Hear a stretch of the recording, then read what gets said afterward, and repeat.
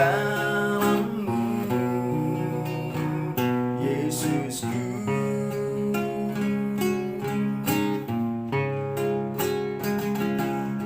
Pujian dari hatiku selalu di setiap waktuku, tiada pernah berubah kasih-Mu. Karya terbesar dalam hidupku, pengorbananmu yang selamatkanku. Engkaulah harta yang tak ternilai, yang ku miliki dan ku hargai. Yesus, Engkau ku kagumi. Karya terbesar dalam hidupku, pengorbananmu yang selamatkanku. Engkaulah harta yang tak ternilai, yang ku miliki dan ku hargai. Yesus, Engkau ku kagumi. Yesus, Engkau ku kagumi. Yesus, Engkau ku kagumi. Bapa di sorga, terima kasih Tuhan Yesus, Engkau yang kami kagumi dalam hidup kami. Engkau selalu Allah yang tak pernah meninggalkan kami. Pengorbanan-Mu sempurna bagi kami, yang telah menyelamatkan kami. Engkau mati di kayu salib untuk menebus dosa kami. Yesus mati dengan rela hati supaya kami tidak binasa dan kami memperoleh keselamatan yang sempurna bersama dengan Tuhan. Terima kasih buat pengorbanan-Mu. Terima kasih buat kasih setia Tuhan yang luar biasa, yang telah menyelamatkan kami dari dosa-dosa kami. Terpujilah Engkau Tuhan. Terima kasih Tuhan Yesus. Dan sebentar hamba akan firman Tuhan, urapi hamba. Setiap orang yang mendengarkannya diberkati dan dipulihkan dan mengalami keselamatan yang sempurna dari Yesus Kristus Tuhan. Haleluya. Amin.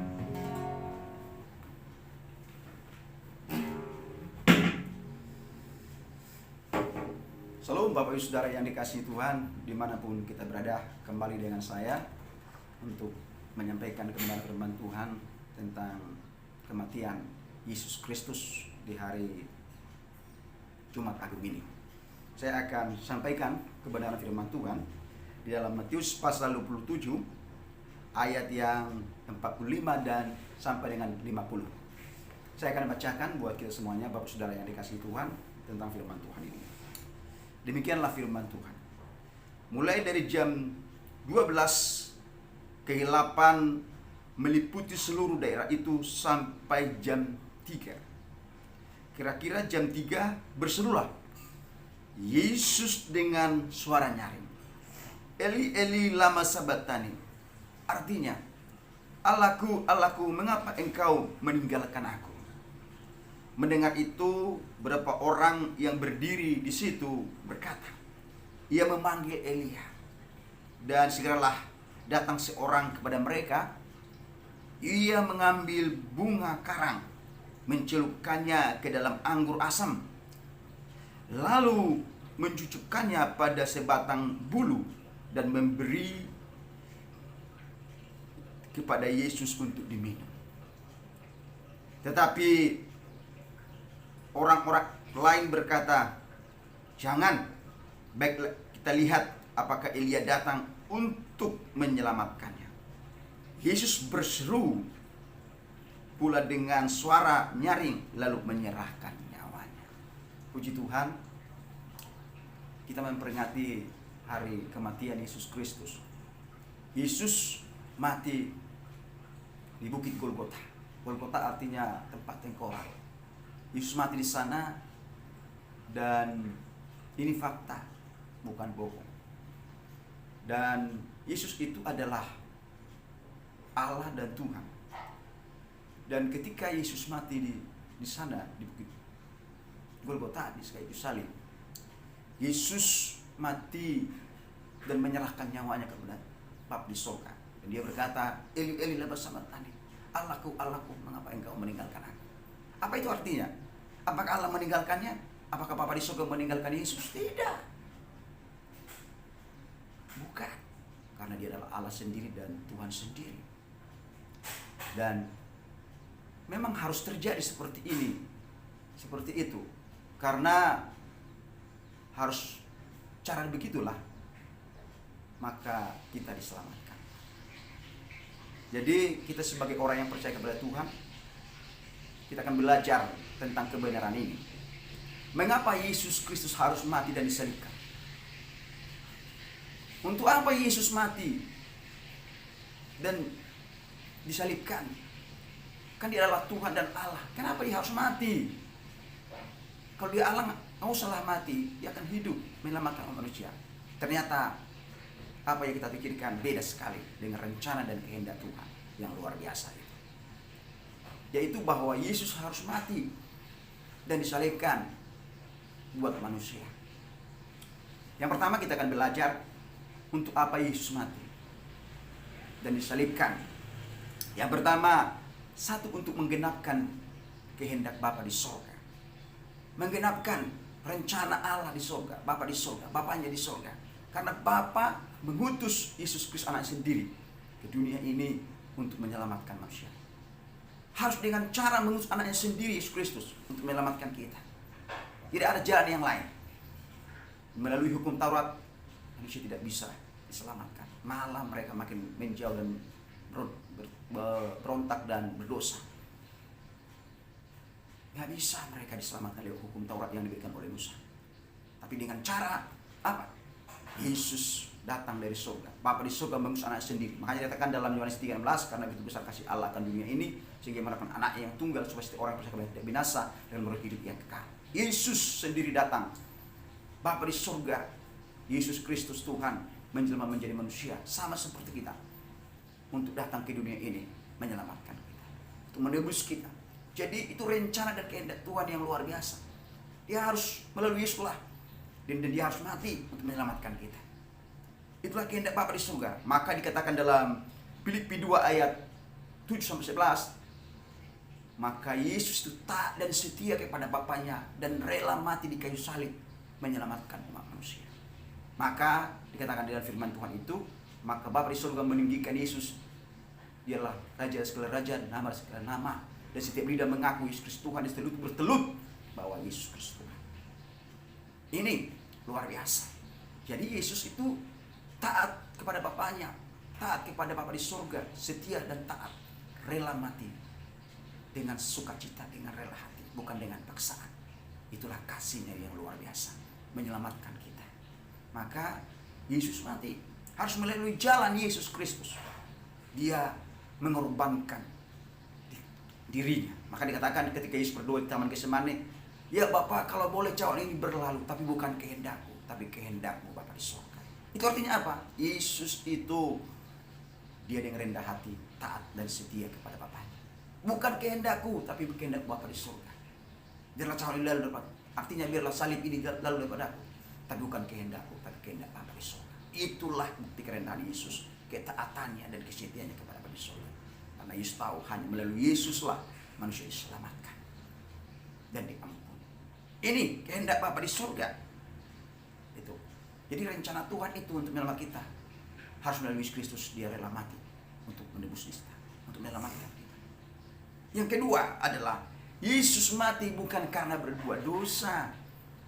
Karena Yesus itu kudus dan tidak mungkin berdosa dan tidak mungkin jatuh dalam dosa. Dia adalah Allah yang kudus, yang maha kudus. Tapi dia rela mati di kayu salib karena dosa umat manusia di dunia ini. Inilah bukti kasihnya yang luar biasa. Yesus tidak berdosa dan tidak mungkin berdosa. Bahkan dikatakan ketika Yesus mati itu, maka orang-orang yang berkata, sungguh dia ini adalah Allah.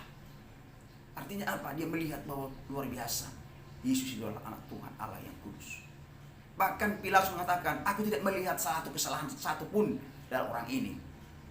Tidak, dia cuci tangan. Aku tidak melihat kesalahan satupun dari orang ini. Bahkan istri Pilatus mengatakan, jangan kau apa-apakan orang ini.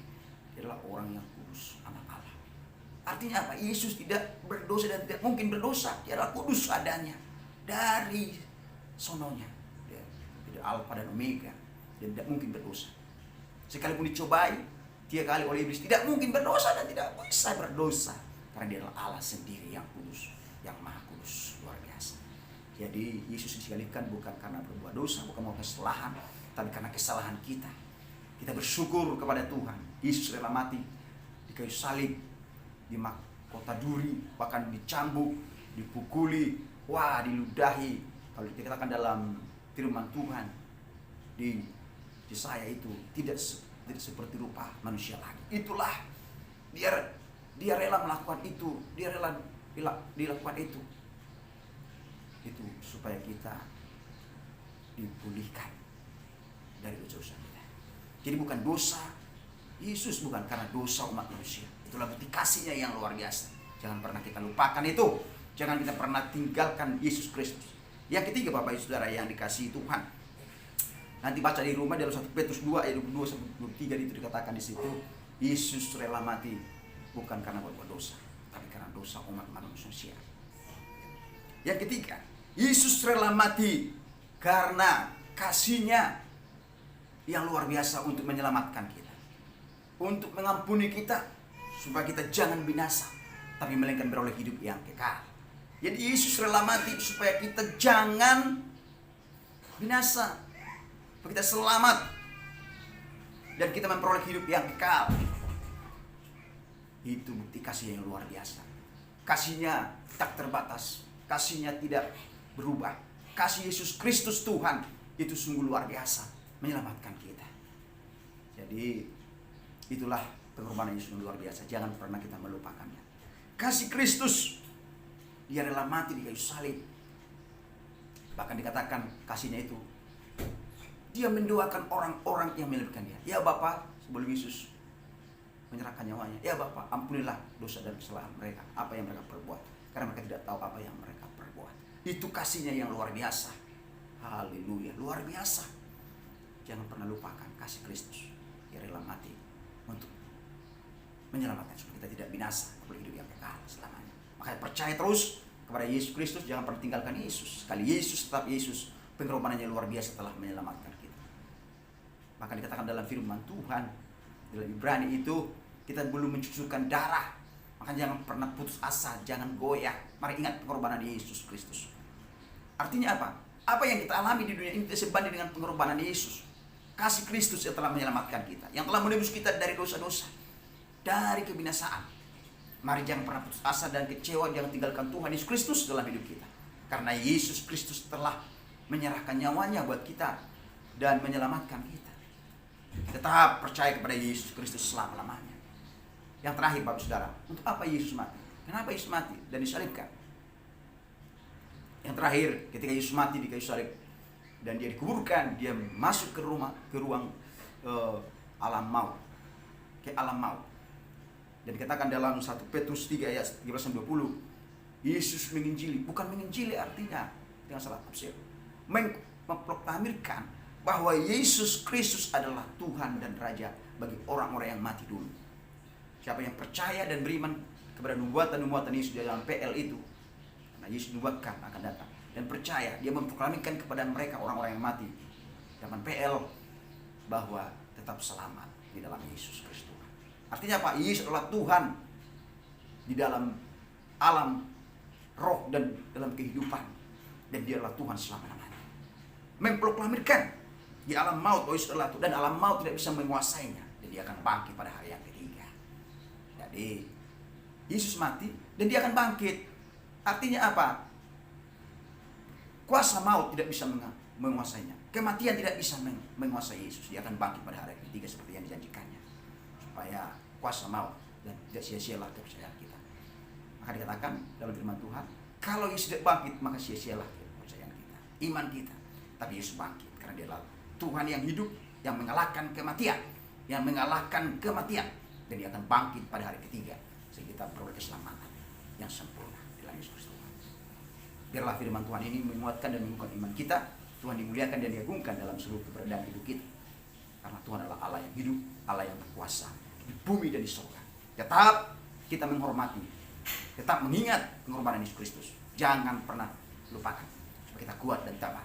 Karena apa yang kita lakukan tidak sebanding dengan pengorbanan Yesus yang telah menyelamatkan kita. Dia rela mati, Dia rela disalibkan, bukan karena berbuat dosa, bukan karena kesalahannya, tapi karena dosa kita. Itu ingat dan kita bersyukur. Tuhan itu baik dan maha baik, telah menyelamatkan kita, memulihkan kita, menyembuhkan kita, menyegarkan kita, memulihkan kita, dan memberkati kita sampai selamanya.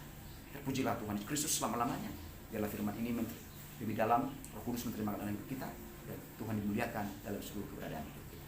Terima kasih Bapa di surga, terima kasih Tuhan Yesus Kristus buat firman-Mu. Biarlah firman-Mu Tuhan menjadi rema dan kekuatan baru bagi setiap orang yang mendengarkannya. Mereka mengingat pengorbanan Yesus Kristus, dan Yesus rela mati untuk menebus dosa kami, untuk menyelamatkan kami. Bahkan Yesus adalah Allah yang hidup, yang mengalahkan kematian dan bangkit untuk iman kami tidak sia-sia di hadapan. Terima kasih Bapa di surga, terima kasih berkat seluruh umat-Mu, anak-anak-Mu dimanapun berada. Mereka tetap mengalami Kristus, mereka tetap mengingat pengorbanan Yesus dan tidak pernah melupakan Tuhan. Berkati mereka dalam iman mereka, iman yang kuat, iman yang teguh, tidak pernah meninggalkan Tuhan dalam hidup mereka. Tetap percaya Yesus selama-lamanya, karena Yesus adalah jalan keselamatan yang sempurna untuk memperoleh kehidupan yang kekal, memperoleh keselamatan yang kekal selama-lamanya. Terima kasih Tuhan, ampuni sudah pelanggaran kami, kuduskan kami. Dan kami percaya semua kami akan dikuatkan dan diteguhkan oleh Tuhan. Yang lemah dikuatkan, yang sakit disembuhkan, yang susah dihiburkan, yang terikat oleh kuasa kegelapan dimerdekakan, dibebaskan oleh kuasa nama Tuhan. Terima kasih Bapa. Terpujilah Engkau Tuhan Yesus Kristus. Tuhan diagungkan dan dimuliakan dalam seluruh eksistensi hidup kami. Dalam nama Tuhan Yesus Kristus, dalam nama Bapa, Anak, Roh Kudus, hamba berdoa bersyukur. Haleluya. Amin.